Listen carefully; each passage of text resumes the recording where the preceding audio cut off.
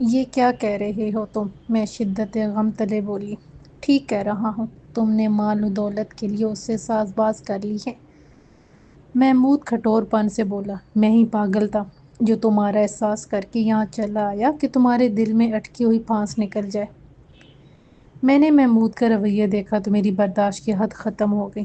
میں نے بھی تنزین کہا، تم تو میرا ساتھ دینے آئے تھے نا محمود، پھر اگر میں تھوڑی جستجو کر رہی ہوں تو تمہیں کیوں اعتراض ہے؟ میں نے کب کہا کہ مجھے کوئی اعتراض ہے؟ میں تو یہاں تمہاری مدد کرنے آیا ہوں۔ میں تو بس یہ چاہتا ہوں کہ پہلے ہماری شادی ہو جائے تاکہ ہم بغیر کسی الجھن کے اس مشن کو پورا کریں۔ محمود نے کہا، اس مشن کے لیے شادی ضروری نہیں، وہ ہم بعد میں بھی کر سکتے ہیں۔ ابھی میں ذہنی طور پر اس کے لیے تیار نہیں ہوں۔ میں نے اسے سمجھانا چاہا۔ خوب سمجھتا ہوں، مجھ سے سارا کام نکلوانے کے بعد تم ولیدات، بس کرو اب، تم غلط فہمی کا شکار ہو۔ میں نے اس کی بات کاٹ دی۔ وہ غصے سے پاؤں پٹکتا ہوا باہر چلا گیا۔ میں نے سوچا غصیلی طبیعت کا مالک ہے، تھوڑی دیر بعد خود ہی ٹھیک ہو جائے گا۔ نہ جانے کیوں مجھے اس طرح کے تعلق نے زیادہ دکھ نہیں دیا تھا، بس تھوڑی دیر کے لیے ٹوٹ پھوٹ مچی تھی میرے اندر۔ اس کے بعد وہی سناٹا، وہی بے حسی جو میرے مزاج کا حصہ بنتی جا رہی تھی۔ میں نے اپنی زندگی سے اب تک پایا ہی کیا تھا جو کھو دینے کا غم ہوتا؟ کچھ بھی نہیں، محمود بھی نہ صحیح۔ ویسے بھی اس کی باتوں سے یہ واضح ہو گیا تھا کہ وہ یہاں میرے لیے نہیں بلکہ اپنا مستقبل بنانے آیا تھا۔ وہ مجھے محبت کے نام پر شادی کی زنجیر میں قید کرنا چاہتا تھا۔ میں اگلے ہی دن لڑکانہ جیل پہنچ گئی۔ جیل کا وارڈن توفیق خوش اخلاق اور ہمدرد ثابت ہوا تھا۔ اس کی عمر 50 برس کے قریب تھی اور وہ گزشتہ 30 برس سے اسی جیل میں تھا۔ اس نے مجھ سے بہت ہمدردی ظاہر کی تھی۔ سلیم کے انتقال کو 12 سال گزر چکی ہیں مس شبانہ، جیل وارڈر توفیق مجھے بتانے لگا۔ مجھے وہ شخص بس اسی لیے یاد رہ گیا کہ جیل میں اس کا رویہ بہت اچھا رہا تھا، اس لیے اسے دوسرے قیدیوں کی دیکھ بھال کے کام پر لگا دیا گیا تھا۔ وہ مجھے ابھی تک یاد ہے۔ کس بیماری میں انتقال ہوا تھا ان کا؟ میں نے بھرائے ہوئے لہجے میں پوچھا۔ اس کے دماغ میں ٹیومر ہو گیا تھا مس۔ وہ اپنے گھر خط بھی لکھتا رہا تھا۔ شکریہ جناب، میں نے کھڑے ہوتے ہوئے کہا۔ میں نے آپ کا بہت وقت ضائع کیا۔ کوئی بات نہیں، یہ تو میرا فرض تھا۔ کیا آپ بتا سکتے ہیں انہیں کس جرم میں سزا ہوئی تھی؟ اس سوال پر وارڈن توفیق کے چہرے پر ایسا تاثر پھیل گیا جیسے وہ اس سوال کا جواب نہ دینا چاہتا ہو۔ پھر ایک گہری سانس لے کر بولا، اس نے ایک شخص کو قتل کر دیا تھا، اسے عمر قید کی سزا ہوئی تھی۔ تو یہ بات تھی، اس لیے امی مجھے کچھ نہیں بتایا۔ میرے باپ سلیم نے کسی کو قتل کر دیا تھا اور میں قاتل کی بیٹی تھی، بشرطے کہ وہی شخص میرا باپ ہو۔ عجیب الجھن تھی۔ کچھ بھی ہو، اس خبر نے مجھے اداس کر دیا تھا۔ وہ آدمی میری ماں کا شوہر تھا جس نے میری پرورش کی تھی، وہ ماں جس نے میرا خیال رکھا تھا۔ وہ میرے اپنے تھے یا غیر کچھ سمجھ میں نہیں آتا تھا، مگر ماضی کے ڈنڈے یقیناً لڑکانہ میں تھے، حالانکہ میں اپنی پہلی کوشش میں ناکام ہو چکی تھی۔ خوف و دہشت کے علاوہ میرے ہاتھ کچھ بھی نہیں آیا تھا، لیکن وہاں کے بھید جانے بغیر میں اپنا سراغ نہیں لگا سکتی تھی۔ میں نے سوچ لیا تھا کہ میں ان الجھنوں کے ساتھ زندہ نہیں رہ سکتی، مجھے اب ہر قیمت پر انہیں ختم کرنا تھا۔ میرا دل کہہ رہا تھا کہ اس بار میں ناکام نہیں رہوں گی۔ میں جس وقت لڑکانہ پہنچی اس وقت اچھی خاصی تیز بارش ہو رہی تھی اور اس سرائے نما ہوٹل پہنچتے پہنچتے اچھی خاصی بیت چکی تھی۔ ہوٹل پہلے کی طرح اداس اور ویران دکھائی دے رہا تھا۔ اس بار کاؤنٹر کے پیچھے بخشل کی بجائے کوئی اور بیٹھا ہوا تھا۔ جی مس، فرمائیے، اس نے میری طرف قدرے گور کر پوچھا۔ میں نے جلدی سے کہا، میرا نام مریم ہے۔ میں نے پرانا نام ہی بتایا۔ میں یہاں کچھ دنوں تک رہ چکی ہوں۔ میں جانتا ہوں، وہ آدمی مسکرایا۔ بخشر صاحب کہاں ہیں؟ وہ کہیں گئے ہوئے ہیں اور میں اس ہوٹل کا اسسٹنٹ مینیجر ہوں۔ میرا خیال ہے آپ کو کمرہ چاہیے۔ جی ہاں، میں اس لیے یہاں آئی ہوں۔ آپ کو وہی پرانا کمرہ مل سکتا ہے۔ وہ نہیں، کوئی ایسا کمرہ دیں جس میں کھڑکیاں ہوں، اس کے علاوہ دروازے اور الماری کی تالے بھی مضبوط ہوں۔ اس نے چابی نکال کر میری طرف بڑھا دی، پھر سامنے راہداری کی جانب اشارہ کرتے ہوئے بولا، وہ سامنے والے کونے کی جانب دائیں بائیں مڑ جائیں، کمرہ نمبر 11 آپ کا منتظر ہوگا۔ وہ مسکرایا۔ یہ کمرہ پہلے والے سے غنیمت تھا۔ میں نے اپنا سامان ایک طرف رکھا اور کھڑکی کے پاس آ کر کھڑی ہوئی۔ قصبہ پرسکون دکھائی دے رہا تھا۔ اس کے برعکس بڑے شہر کیسے ہنگامہ پرور ہوتے ہیں۔ ہر طرف شور، بے سکونی سی، لیکن یہ قصبہ تو اس لحاظ سے ماں کی آغوش کی طرح نرم اور محبت کا داغ لیے ہوئے تھا۔ یہ اور بات تھی کہ مجھے یہاں دہشتوں کا سامنا کرنا پڑا تھا۔ مجھے بھوک محسوس ہونے لگی۔ میں نے بہت دیر پہلے چائے کا ایک کپ پیا تھا۔ میں کمرہ بند کر کے ہوٹل سے باہر آ گئی۔ میرا رخ مائی نانی کے چھپر ہوٹل کی طرف تھا۔ مائی نانی کے ہوٹل میں حسب معمول خاموشی اور تاریکی تھی۔ پہلے تو میں یہ سمجھی کہ ہوٹل بالکل خالی ہے، پھر جب میری نگاہیں تاریکی میں دیکھنے کے عادی ہوں تو ایک میز پر مجھے ایک مرد اور ایک عورت بیٹھے دکھائی دیے۔ وہ دونوں سر جوڑے سرگوشیوں میں مصروف تھے۔ ایسا محسوس ہوتا تھا جیسے راز کی باتیں ہو رہی ہیں۔ میں نے اس عورت کو پہچان لیا۔ وہ رحمت بی بی یعنی مائی نانی تھی۔ یہی وہ وقت تھا جب مائی نانی نے بھی مجھے دیکھا۔ مجھے دیکھ کر اس کی آنکھیں حیرت سے پھیل گئی۔ مرد نے بھی اپنی گردن گھمائی اور میری جانب دیکھا۔ اب چونکنے کی باری میری تھی، کیونکہ وہ بخشل تھا، ہوٹل کا منیجر۔ بخشل بھی مجھے دیکھ کر متحیر نظر آنے لگا تھا۔ پھر وہ تیزی سے کرسی سے اٹھا اور میرے پاس آ گیا۔ آپ واپس آ گئی مس؟ ہاں، میں نے گردن میں ہلائی۔ اور اس بار میں تمہارے ہوٹل میں ٹھہری ہوں، لیکن کمرہ میں نے دوسرا منتخب کیا ہے۔ کوئی بات نہیں، بخشل مسکرا دیا۔ پھر اس نے مائی نانی کی طرف دیکھ کر ہاتھ ہلائے اور باہر چلا گیا۔ میں کاؤنٹر کے قریب والی میز پر ایک بیچ نما سیٹ پر بیٹھ گئی۔ مجھے بخشل اور مائی نانی کو اس انداز سے ایک ساتھ بیٹھے دیکھ کر حیرت ہوئی، لیکن دونوں کم و بیش ایک ہی عمر کے تھے۔ اس لحاظ سے ان کی قربت فطری تھی۔ مجھے حیرت نہیں ہونی چاہیے تھی۔ مائی نانی نے میرے سامنے کھانا لا کر رکھا۔ میں کھانے میں مشغول ہو گئی۔ وہ میرے قریب آ کر مسکراتے ہوئے بولی، تمہیں یہاں دوبارہ دیکھ کر خوشی ہوئی؟ ہاں، میں نے جلدی سے کہا۔ مجھے مائی نانی سے بات کرنے کا موقع مل گیا تھا۔ رحمت بی بی، میں آپ سے کچھ پوچھنا چاہتی ہوں۔ میں نے دانستہ اسے مائی نانی کے بجائے اس کے اصل نام سے پکارا جو ولیداد نے مجھے بتایا تھا۔ میں دراصل کچھ اپنی الجھنیں دور کرنے کے لیے اتنی دور آئی ہوں۔ کیا پوچھنا چاہتی ہو؟ میں نے سنا ہے کہ آپ اس وقت زمیندار ولایت خان کی حویلی کی نگراں تھیں جس زمانے میں ان کی بچی کا اغوا ہوا تھا۔ میری بات سن کر اس کے ہاتھ کانپنے لگے۔ وہ اس طرح دکھائی دینے لگی جیسے وہ خود پر قابو پانے کی کوشش کر رہی ہو۔ جب وہ بولی تو اس کا لہجہ بظاہر بہت دھیما، لیکن اس میں تلخی گھلی ہوئی تھی۔ تم لوگوں کو بالکل رحم نہیں آتا؟ وہ بیچارہ اپنی زندگی کی آخری سانسیں لے رہا ہے۔ واضح طور پر اس کا اشارہ ولایت خان کی طرف تھا۔ پھر بھی میں نے تصدیق چاہی۔ تم شاید زمیندار ولایت خان کی بات کر رہی ہو؟ ہاں، وہی۔ تمہیں نہیں معلوم کہ تمہارے اس رویے کا اسے کتنا دکھ ہوگا؟ وہ شخص کتنی اذیت میں مبتلا ہے۔ نہ جانے کتنی لڑکیاں دولت کے لالچ میں اس کی پوتی بن کر آ چکی ہیں، اور ہر ایک نے اس شخص کو دکھوں کو بڑھایا ہے۔ اور اب تم اتنی دور سے سفر کرتی ہو یہاں آ گئی ہو۔ میں سوچنے لگی بالکل یہی باتیں مجھ سے ولیداد نے بھی کہی تھیں، لیکن اس کا لہجہ نرم تھا، جبکہ مائی نانی بہت درشت ہوتی جا رہی تھیں۔ ایسا محسوس ہوتا تھا جیسے اس کا ولایت خان سے کوئی خاص تعلق رہا۔ تمہیں کیا معلوم کہ میں جھوٹا دعویٰ لے کر آئی ہوں یا سچا؟ میں نے بھی قدرے تلخ ہو کر کہا۔ تمہاری معلومات کے ذرائع کیا ہیں، سوائے اخبارات کے چند تراشے جن کی مدد سے تم خود کو ولایت خان کی پوتی سمجھ رہی ہو؟ اوہ، میں نے بے اختیار ایک ہمکاری بھری۔ اس کا مطلب یہ ہوا کہ تم نے ہی بخشل کی مدد سے میرے لفافے کو سوٹ کیس سے نکالا تھا۔ مائی نانی کچھ دیر کے لیے جیسے سن ہو گئی، لیکن اس نے اس الزام کی تردید نہیں بلکہ ڈٹائی کے ساتھ بولی، تو کیا ہوا؟ وہ لفافہ تمہیں واپس تو مل گیا تھا نا؟ وہ مجھ سے نگاہیں چرانے لگی۔ مجھے ایک ہر شے کا ذائقہ برا محسوس ہونے لگا۔ مجھے اس کے رویے پر بے تحاشا غصہ آ رہا تھا۔ تم جانتی ہو کہ تم نے کتنا بڑا جرم کیا ہے؟ اگر میں پولیس میں رپورٹ کر دوں تو؟ پولیس؟ وہ کھلکھلا کر ہنس پڑی۔ جاؤ، کوشش کر کے دیکھو۔ میں ایک جھٹکے سے اٹھ کھڑی اور غصے سے پاؤں فرش پر مارتی ہوئی باہر آ گئی۔ میرا دل بجھ گیا تھا۔ نہ جانے کیسے لوگ تھے، کیوں میری راہ میں رکاوٹیں کھڑی کر رہے تھے۔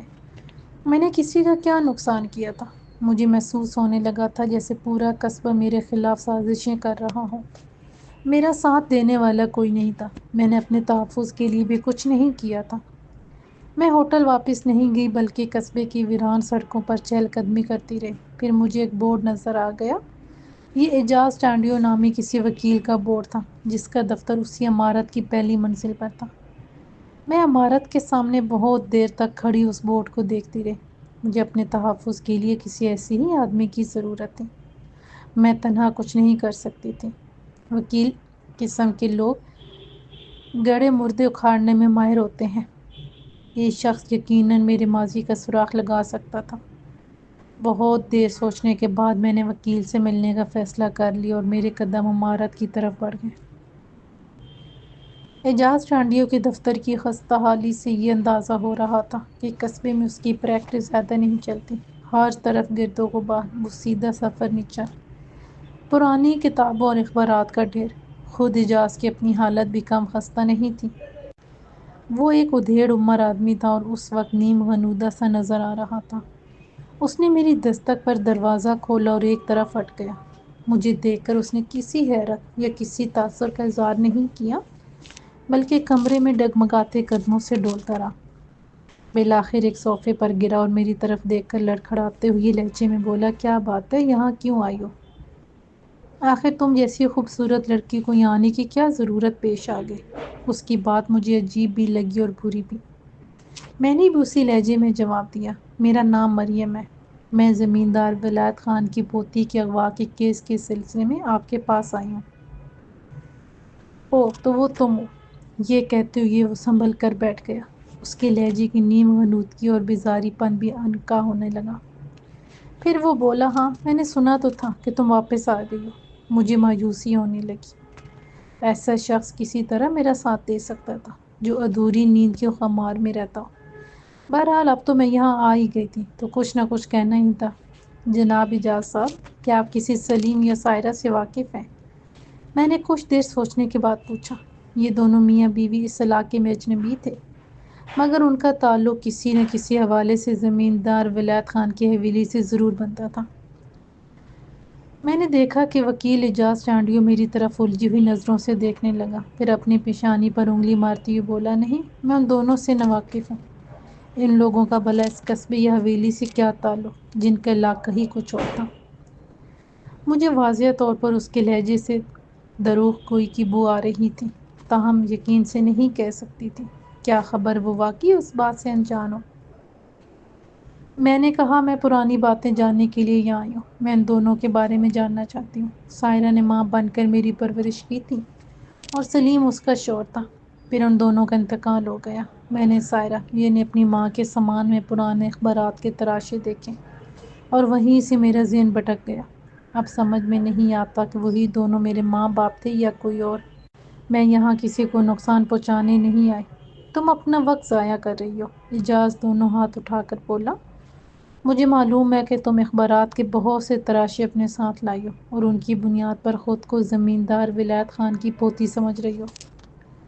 تو اس لفافے کے بارے میں اسے بھی معلوم ہے۔ میں نے تلخی سے سوچا، نہ جانے یہ داستان کہاں کہاں پھیل گئی ہوگی۔ یہ سب اتفاق نہیں تھا، بلکہ جان بوجھ کر رکاوٹیں کھڑی کی جا رہی تھیں کہ میں خاندان والوں سے نہ مل سکوں۔ ایسا لگتا تھا جیسے پورا قصبہ ہی ان واقعات میں ملوث ہو گیا ہو۔ تم خود کو اس خاندان کا فرد کیوں ثابت کرنا چاہتی ہو؟ اعجاز ٹانڈیو نے پھر کہا، بات اب بہت پرانی ہو چکی ہے، وہ قصہ ختم ہو گیا ہے، لہٰذا تمہارے لیے بہتر ہوگا کہ یہاں سے چلی جاؤ۔ یہ اس آدمی پر بھی احسان ہوگا جو بیچارہ لمحہ بہ لمحہ موت کی طرف جا رہا ہے۔ اس آخری وقت میں اسے ذہنی جھٹکے دینے سے کیا فائدہ؟ پھر تمہاری وجہ سے ایک بے گناہ آدمی بھی خواہ مخواہ مارا گیا ہے۔ جاؤ مس شبانہ یا مریم، اپنا کام کرو۔ شرمندگی کے احساس سے میرا چہرہ سرخ ہو گیا۔ یہ شخص بڑھ چڑھ کر اس خاندان سے اپنی ہمدردی جتانے کی کوشش کر رہا تھا۔ اتنی تلخ باتیں تو کسی نے بھی نہیں کی تھی۔ بیچارے ولایت خان کو سکون سے مرنے دو۔ وہ پھر بولا، اور ابھی تو سورٹ کو یہ نہیں معلوم کہ تم ایک بار پھر اس قصبے میں وارد ہو گئی ہو۔ یہ خبر سن کر وہ بھی پریشان ہو جائے گی۔ یہ کہنے کے بعد وہ صوفے سے اٹھ کر کمرے میں ٹہلنے لگا۔ اب اس پر غنودگی کا نشہ ختم ہوتا محسوس ہو رہا تھا۔ وکیل صاحب، آپ کم از کم یہ تو بتائیں کہ اس بیچارے کی موت کی تحقیقات بھی ہوئی یا نہیں؟ کیسی تحقیقات؟ وہ کیس اب ختم ہو چکا ہے، اسے ختم نہیں ہونا چاہیے تھا۔ میں تم سے بحث نہیں کرنا چاہتا، اعجاز درست لہجے میں بولا۔ میں نے پہلے ہی تمہیں بہت وقت دے دیا ہے۔ بہت شکریہ آپ کا۔ میں کھڑی ہو گئی۔ میرے خیال میں ولی داد ان لوگوں میں سے نہیں تھا جو کسی لڑکی کے انتظار میں اپنا وقت ضائع کرتے ہیں۔ لیکن حقیقت یہ تھی کہ میں اس کا انتظار کرنے پر مجبور تھی۔ وہ آیا تو اس کے ہاتھ میں پھولوں کا ایک خوبصورت گلدستہ تھا۔ یہ پھول شاید حویلی ہی سے لیے گئے تھے۔ مجھے اس بات پر قطعی حیرت نہیں ہوئی کہ اسے میری آمد کی اطلاع ہو چکی تھی۔ جب پورا قصبہ ہی اس بات سے واقف تھا تو وہ کیوں نہ ہوتا بھلا؟ میں اس کے قریب آئی اور ابھی کچھ کہنے ہی والی تھی کہ اس نے گلدستہ میری طرف بڑھاتے ہوئے مسکرا کر کہا، یہ میں تمہارے لیے لایا ہوں۔ میں نے گلدستہ اس کے ہاتھ سے لے لیا۔ مجھے ولی داد کی یہ بات اچھی لگی تھی کہ اس نے فوراً ہی سوالات نہیں شروع کر دیے تھے۔ مریم، ولی داد نے مجھے مریم ہی کہہ کر مخاطب کیا، میں تم سے کوئی ضروری باتیں کرنا چاہتا ہوں لیکن یہاں نہیں۔ پھر کہاں؟ میں نے چاروں طرف دیکھا۔ اس برآمدے میں تو کوئی نہیں ہے۔ باہر میری گاڑی کھڑی ہے۔ اگر تم پسند کرو تو ہم دونوں سیر بھی کر لیتے ہیں اور باتیں بھی ہوتی رہیں گی۔ میں اس کی بات سن کر ذرا ہچکچائی۔ پتہ نہیں اس کے ساتھ جانا مناسب بھی ہوگا یا نہیں۔ اس قصبے میں بے شمار نادیدہ نگاہیں میری نگرانی کر رہی تھیں۔ ہو سکتا ہے ولی داد کے ساتھ جانا بھی ایک کہانی بن جائے۔ کوئی بات نہیں۔ اس نے فوراً ہی میرا تردد بھانپ لیا اور بولا، تمہارے کمرے میں چلتے ہیں، سکون سے باتیں ہوں گی۔ میرے کمرے میں؟ میں کچھ اور پریشان ہو گئی۔ اوہ! وہ کھلکھلا کر ہنس پڑا۔ فکر مت کرو، دروازہ کھلا رہے گا۔ میں بھی زیر لب مسکرا دی۔ ولی داد ان لوگوں میں سے تھا جو ہر حال میں اپنی بات منوا لیا کرتے ہیں۔ ایسے لوگوں کو اپنی مرضی مسلط کرنے کے 100 طریقے آتے ہیں۔ میں اب انکار نہیں کر سکتی تھی۔ مجھے آخر کو ولی داد کی باتیں سننی تھیں۔ خود میں بھی ولی داد سے کچھ باتیں پوچھنا چاہتی تھی، مثلاً زمیندار ولایت خان کی صحت کے بارے میں اور اس وکیل سے متعلق بھی۔ یہ گلدستہ دو، ولی داد نے ہاتھ بڑھایا۔ میں نے اوپر ایک بڑا سا گلدان دیکھا ہے، اسے وہاں لگا دیتا ہوں۔ کہتی ہوئی اس نے میرے ہاتھ سے گلدستہ لیا اور تیزی سے اندر چلا گیا۔ جب میں سیڑھیاں چڑھتی ہوئی اوپر پہنچی تو ولی داد ہوٹل کے اسسٹنٹ مینیجر سے کچھ کہہ رہا تھا۔ اس کی آواز اتنی مدھم تھی کہ میں کچھ بھی نہیں سن سکی۔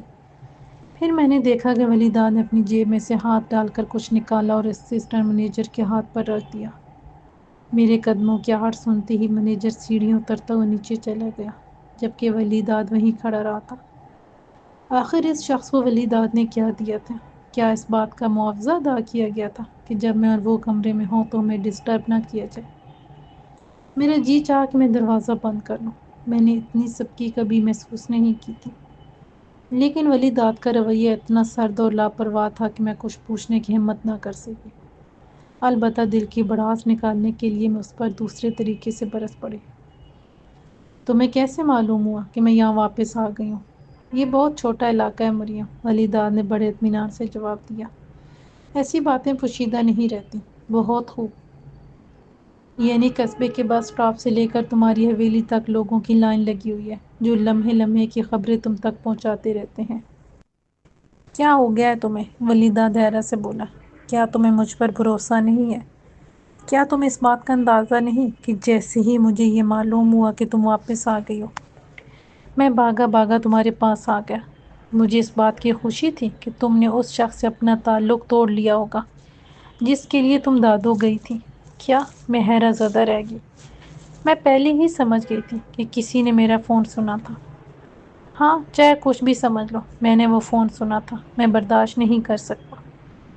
میں نے ولی داد کے لیے بیک وقت غصہ اور محبت محسوس کی تھی۔ اس شخص نے میرا نجی فون لیا تھا اور دوسری طرف اب یہی میرا سہارا ثابت ہو سکتا تھا۔ اس میں ایک خاص طرح کا وقار اور سنجیدگی تھی۔ پھر جب میں یہاں آیا تو پتہ چلا کہ تم کہیں گئی ہوئی ہو۔ ہاں، میں نے گہری ہمکاری بھری۔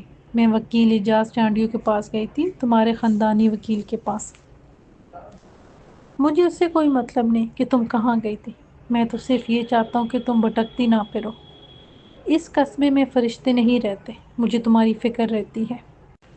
کتنی اپنائیت تھی اس شخص کے لہجے میں۔ میرا سارا غصہ ختم ہو گیا۔ میں بولی، ٹھیک ہے ولی داد، تم نے میرا ساتھ دینے کا وعدہ کیا ہے تو ماضی کی تلاش میں میری مدد کرو۔ تم ہی بتاؤ کہ میں کیا کر سکتا ہوں۔ تم مجھے وکیل اعجاز کے بارے میں بتاؤ۔ وہ تو ولایت خان کے ساتھ برسوں سے ہے، وہ اتنا خستہ حال کیوں ہے؟ اب کیا بتایا جائے؟ بس یہ سمجھو کہ جس وقت نانا ولایت خان انتخابات لڑ رہے تھے اس زمانے میں اس کا بھی عروج تھا، لیکن جب نانا نے سیاست چھوڑ دی تو وہ بھی بیٹھ گیا۔ تمہیں اندازہ ہو گیا ہوگا کہ ایک چھوٹا سا قصبہ ہے، یہاں وکالت وغیرہ نہیں چلا کرتی۔ اور ولایت خان نے سیاست کیوں چھوڑی؟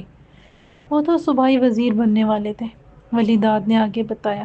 لیکن جب انکل حق نواز اور آنٹی سورٹھ اپنی بچی مریم کے ساتھ واپس آئے اور وہ بچی غائب ہوئی، اس کے بعد سے انہوں نے سیاست میں دلچسپی ترک کر دی۔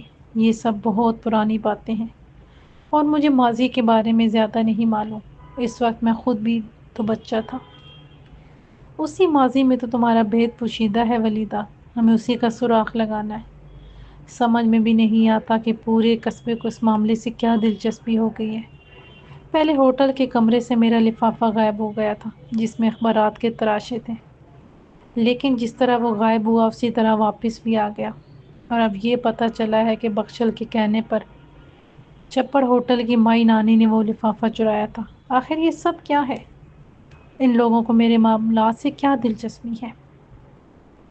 میں کچھ نہیں جانتا مریم، ولی داد نے دھیرے سے کہا۔ میں تو صرف اتنا جانتا ہوں کہ میں تم سے محبت کرنے لگا ہوں، بس۔ یہ بات میں بھی محسوس کر سکتی تھی، بغیر کسی لفظی اظہار کے، کیونکہ ولی داد نے شروع ہی سے مجھے یہ باور کرا دیا تھا۔ اس نے اب تک قدم قدم پر میرا ساتھ دینے کی بھی کوشش کی تھی، میرے ساتھ ہمدردی کی تھی، میرے لیے پھول لایا تھا، ایسا تحفہ جو اس سے پہلے مجھے کسی نے نہیں دیا تھا۔ لیکن یہ وقت ایسی باتوں کا نہیں تھا، ابھی میری شناخت کا مرحلہ باقی تھا۔ ولایت خان کیسے ہیں؟ میں نے اس کی طرف دیکھتے ہوئے استفسار کیا۔ کیا میں ان سے مل سکتی ہوں؟ فی الحال ان کی طبیعت کچھ بہتر ہے، ولی داد نے جواب دیا، لیکن ملاقات کے بارے میں کچھ نہیں کہہ سکتا۔ ڈاکٹر کے فیصلے کے بعد ہی تمہاری ملاقات ہو سکتی ہے۔ بہتر ہوگا تم میرے ساتھ ہی چلو۔ تمہارے ساتھ؟ میں سوچ میں پڑ گئی۔ میں اس کے ساتھ اس اسرار ماحول میں کیسے جا سکتی تھی جہاں ایک رات گزارنی بھی مشکل ہو گئی تھی؟ اچھا تو پھر کل صبح چلنا، ولی داد نے میرے چہرے کی طرف تکتے ہوئے کہا۔ میں کل صبح تمہیں آ کر لے جاؤں گا۔ صبح نہیں، دوپہر کو، میں نے کہا، مجھے ایک دو کام بھی نپٹانے ہیں۔ ٹھیک ہے، دوپہر کو صحیح۔ ولی داد نے مجھ سے کام کے بارے میں کچھ نہیں پوچھا تھا۔ اس کے جانے کے بعد میں اپنے کمرے میں آ گئی۔ اس بار میں نے دروازے کو اندر سے اچھی طرح بند کیا تھا۔ حویلی کی طرح یہ ہوٹل بھی میرے لیے محفوظ نہیں تھا۔ سونے سے پہلے میں نے کمرے کا بلب بجھا دیا تھا۔ تھکن کی وجہ سے مجھے گہری نیند بھی آ گئی تھی، لیکن یہ نیند زیادہ دیر تک برقرار نہ رہ سکی۔ کسی کے قدموں کی چاپ نے مجھے بیدار کر دیا تھا۔ کوئی شخص میرے کمرے کے دروازے پر آ کر کھڑا ہو گیا تھا۔ وہی واقعہ جو حویلی میں پیش آیا تھا یہاں بھی ہو رہا تھا۔ کوئی دروازے کے باہر کھڑا تھا۔ میں ایک دم بستر سے اٹھ کر بیٹھ گئی۔ خوف اور دہشت نے میری نیند اڑا دی تھی۔ کسی بھی لمحے کوئی شخص دروازہ کھول کر اندر آنے کی کوشش کر سکتا تھا، لیکن بہت دیر تک خاموشی رہی۔ پھر قدموں کی آہٹ ایک بار پھر گونجنے لگی۔ کوئی دروازے سے ہٹ کر سیڑھیوں کی طرف جا رہا تھا۔ پھر مجھے یاد نہیں کہ کب میری آنکھ لگ گئی۔ دوبارہ بیدار ہوئی تو ایسا محسوس ہوا جیسے میری چھٹی حس نے جگایا ہو۔ اس بار قدموں کی چاپ نہ صرف دروازے پر آ کر رک گئی تھی، بلکہ کسی نے دروازے کو دھکا بھی دیا تھا۔ باہر جو بھی تھا، شاید وہ یہ دیکھنا چاہتا تھا کہ دروازہ اندر سے بند ہے یا نہیں۔ کون ہے باہر؟ میں بے ساختہ چلا اٹھی۔ میرے اعصاب جواب دے گئے تھے۔ اس کے ساتھ قدموں کی آواز سنائی دی تھی۔ باہر جو کوئی بھی تھا وہ اب تیزی سے سیڑھیوں کی طرف چلا گیا تھا۔ اس کے جانے کے یقین ہو جانے کے بعد میں کمرے میں رکھی ہوئی ایک بھاری سی میز بمشکل کھسکا کر دروازے سے لگا دی۔ میں اس وقت بس یہی کر سکتی تھی۔ دوسری بار بھی مجھے نیند آ گئی تھی۔ دوبارہ جب میری آنکھ کھلی تو صبح ہو چکی تھی اور دھوپ کھڑکی کے راستے کمرے میں آ رہی تھی۔ نہا دھو کر میں نے لباس تبدیل کیا اور کمرہ بند کر کے نیچے آ گئی۔ اس بار استقبالیہ کاؤنٹر کے پیچھے بخشل بیٹھا تھا۔ میں کاؤنٹر کے قریب جا کر رک گئی۔ میرا جی چاہا کہ میں رات والے واقعے کی شکایت کروں، لیکن پھر خاموش رہی۔ مجھے معلوم تھا کہ اس شکایت کا کوئی فائدہ نہیں ہوگا، کیونکہ بخشل کے ہونٹوں پر مجھے دیکھتے ہی مصنوعی مسکراہٹ پھیل گئی تھی۔ میں اس کے سلام کا جواب دیتی ہوئی ہوٹل سے باہر آ گئی۔ قصبے میں چہل قدمی کے دوران میں نے ایک ٹاؤن ہال بھی دیکھا تھا۔ میں نے پڑھ رکھا تھا کہ یہ ایک ایسی جگہ ہوتی ہے جہاں سے اس علاقے کے لوگوں کی مکمل تفصیل معلوم ہو سکتی ہے۔ کس کی کتنی زمینیں اور جائیداد ہے، کس بچے کی پیدائش کس سن میں ہوئی، کس نے کب اور کس کے ساتھ شادی کی، فلاں آدمی کی موت کس تاریخ کو ہوئی اور وہ کہاں دفن ہے۔ اس قسم کی تمام معلومات حاصل کرنے کے لیے ٹاؤن ہال بہت ہی مفید جگہ ثابت ہوتی ہے۔ اس قصبے کا ٹاؤن ہال لال اینٹوں سے بنی ہوئی ایک چھوٹی سی عمارت میں تھا، جہاں کئی شعبے تھے، اور میں نے محسوس کیا تھا کہ ہر شعبے کا سربراہ یا تو کوئی بوڑھا مرد تھا یا بوڑھی عورت۔ میں نے سب سے پہلے تو شادی کا پرانا ریکارڈ دیکھا، لیکن اس میں سلیم یا سائرہ کا نام نہیں تھا۔ البتہ دوسرے لوگوں کے نام موجود تھے۔ پھر میں نے تاریخ پیدائش کے ریکارڈ دیکھے، لیکن کوئی نئی بات معلوم نہ ہو سکی، بلکہ مجھے اندازہ ہی نہیں ہو سکا کہ میں دراصل دیکھنا کیا چاہتی ہوں۔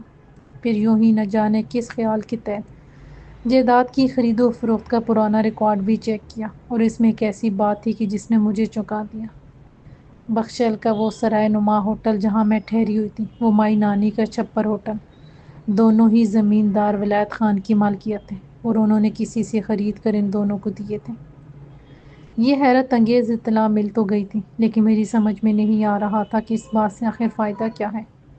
اگر معلوم بھی ہو گیا تو کیا ہوا، اس سے میرے اپنے معاملات تو کوئی تعلق نہیں تھا۔ میں نے بہرحال یہ ساری باتیں ولیداد کو بتا دی۔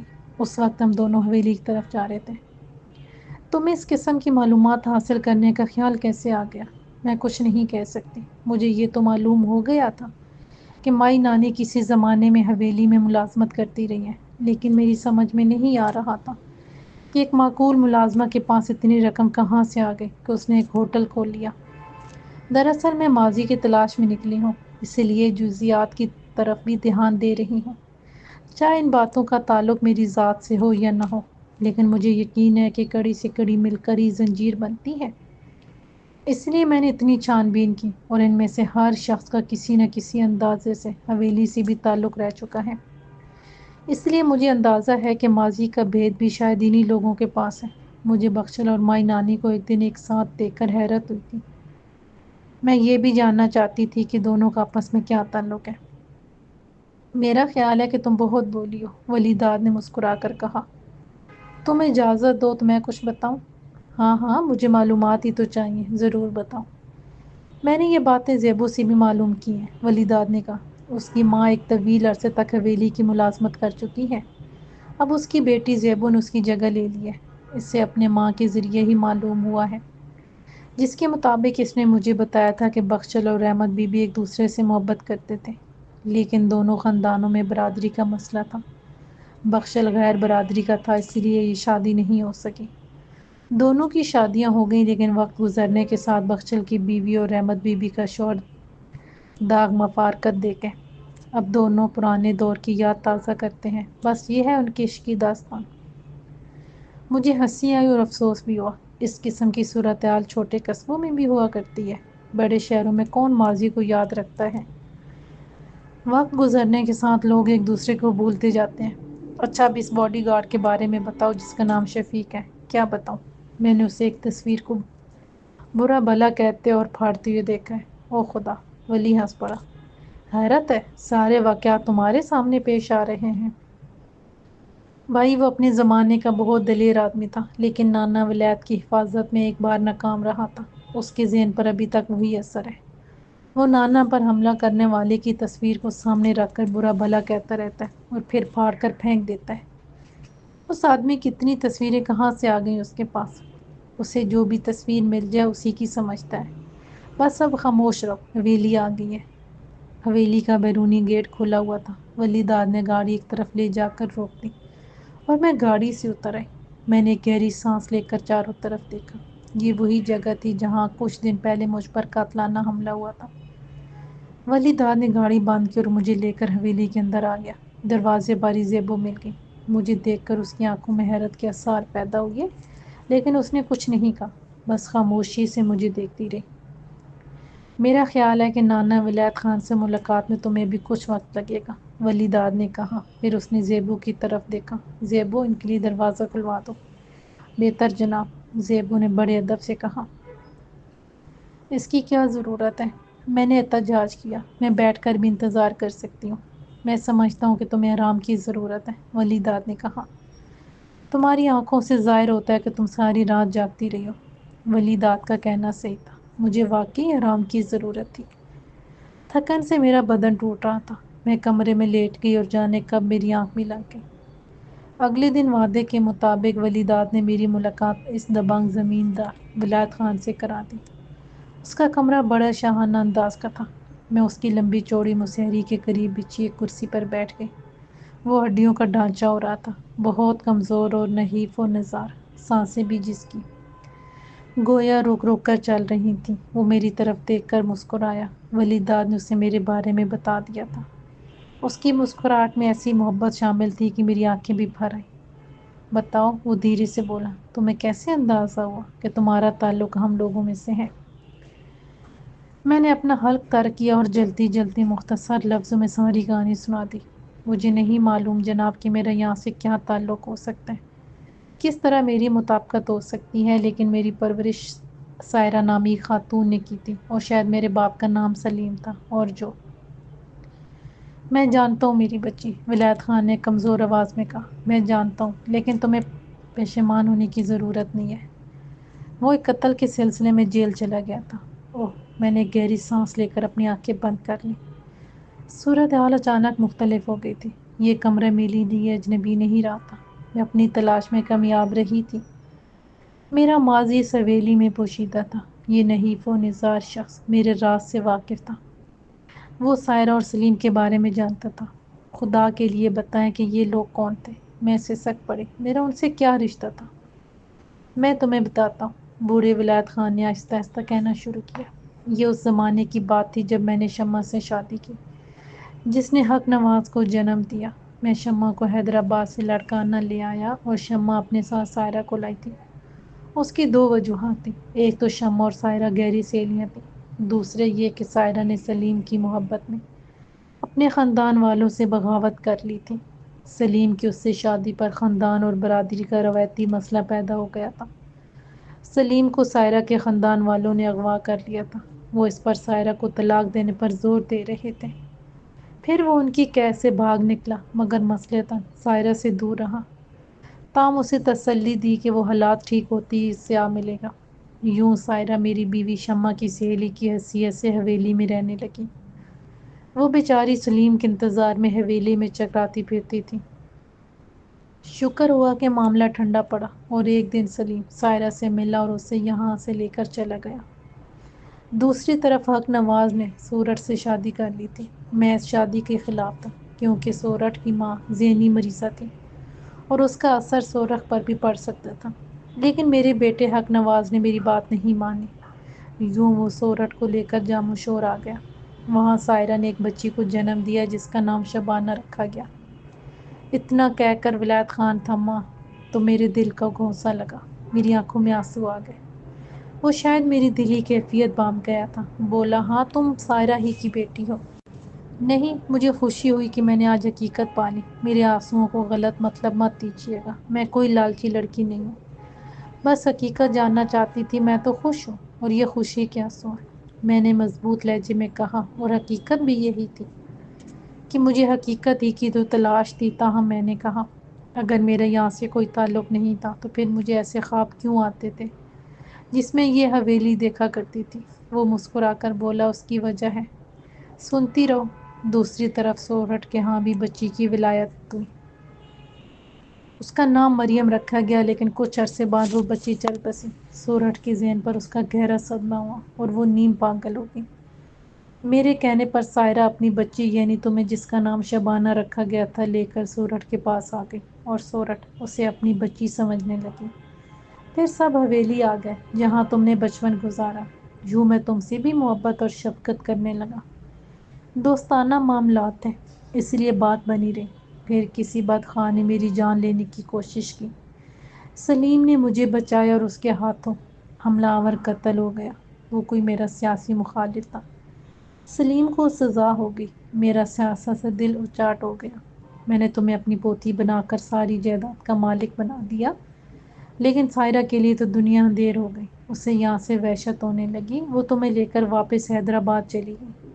یوں تمہارے اپنی ماں کے ساتھ چلے جانے پر سورٹ کی ذہنی حالت اور تباہ ہو گئی۔